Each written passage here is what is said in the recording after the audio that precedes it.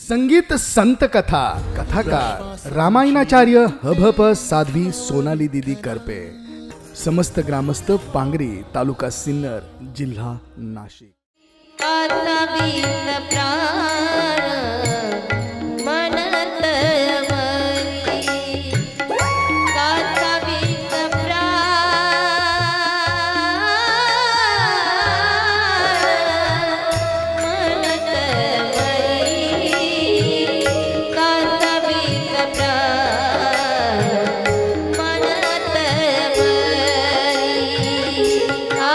विस प्राण म्हणत मणी, कासा विस प्राण म्हणत मणी, कासा विस प्राण म्हणत मणी, कासा विस प्राण म्हणत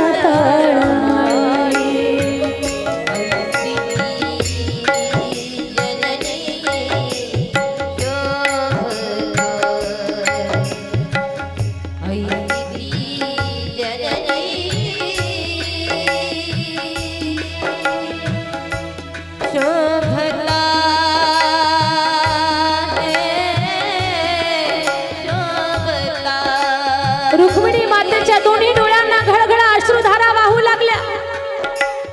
देवघरातल्या देवांना बोलते, उठून यावं, झोपलेल्या ज्ञानराजाच्या तोंडाकडे पाहावं, निवृत्तनाथाच्या तोंडावरून हात फिरवावा, चिमुकल्या मुक्ताईच्या गालावरनं हात फिरवावा।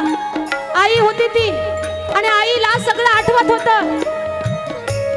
छोट्याशा लेकरांना लहानाचं मोठं कसं केलं, त्यांच्या तोंडामध्ये घास कसा भरवला, लेकरांचं कोड कौतुक कसं पुरवलं। आज या आईला सगळं सगळं सगळं आठवतंय आणि ती आई देवाला साद घालते। नारायणा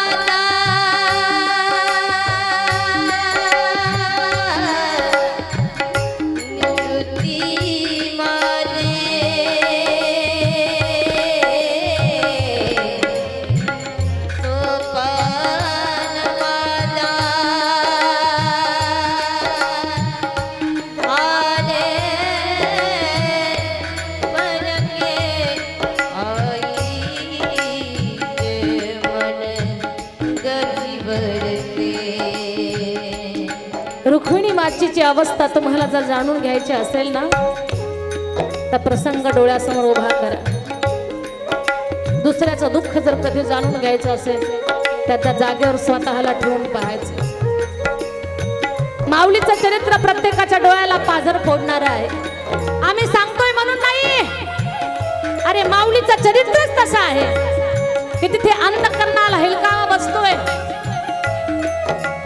आठवा रुक्मिणी मातेची अवस्था काय झाली असेल म्हणा स्वतःला कधीतरी। जर हा प्रसंग, ही वेळ, माझी लेकरं सोडून मला जर या जगातून जाण्याची वेळ आली तर काय प्रसंग असेल तो। कोरोनाच्या काळामध्ये आई आणि वडील दोघंही मृत्यूच्या घशामध्ये गेले, तर समाजातल्या लोकांना त्या पोरकं झालेल्या लेकरांकडे पाहून ढसा डोळ्याला पाणी येत होतं। इथे तर निवृत्तीनाथ, सोपाना, मुक्ताबाई, ज्ञानराज ही 4 लेकर आता पोरकी होणार मायबाप सोडून निघाले।